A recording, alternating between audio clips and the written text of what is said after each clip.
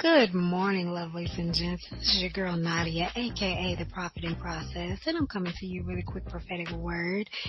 I just want to encourage you to stay the course. God has been working on each of you individually for a while with certain things. When I think back to the situation where I was in the 4-year distraction, it was necessary because in that time, I learned so much about myself just to get back to staying on course. For many of you, it has to go a little bit longer. You have to assess and take your time. It's still taken me time to realize that I do need time to get to know myself better.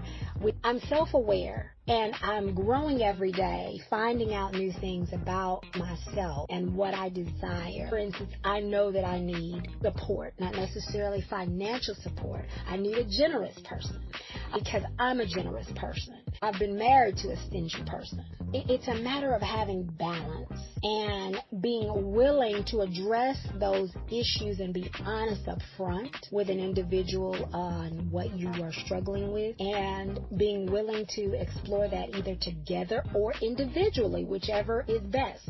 Now, again, you're not necessarily going to be fully healed when you enter this courtship or this marriage, okay? Because it is a progressive process, and I want to make mention of the woman with the issue of blood. There's a difference between the wholeness and healing, meaning she was healed immediately. She knew she was healed when she touched the hem of Jesus' garment. However, she probably would have never acknowledged to anyone outside of herself, even in that moment, maybe later, we don't know, we can speculate, but I'm saying in that moment, she would not have acknowledged that she was healed had she not been called out by Jesus, because she was considered unclean. She'd been bleeding for 12 years. She'd been in a situation where she was not supposed to be out in public. The way things were in biblical times, she technically was breaking the law. So it took a lot of courage for her to even admit that she was healed. And in that admittance that she was healed, she became whole because Jesus allowed her to realize that, hey, I see you. Now I want you to see you, okay? He called it, who touched me? I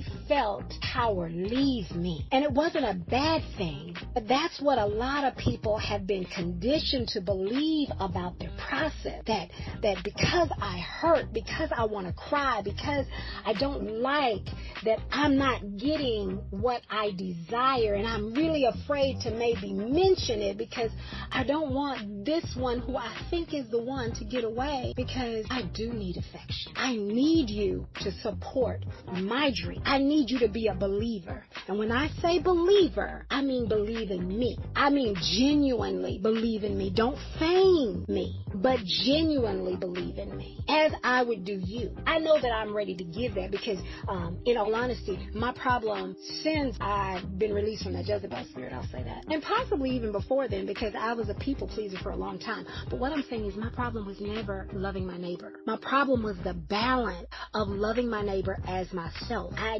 didn't quite understand that meant that I come first. I understand that now. I want you to understand that. It is a process, but you do need to stay the course, meaning you need to have hope that God has answered your prayer. But you also need to set the proper boundary, do it the right way, communicate with God as to how am I going to handle this, God? Give me the words to convey this to this individual. Give me the words or give me the heart to be receptive to whatever he or she is dealing with. And I'm going to leave that there.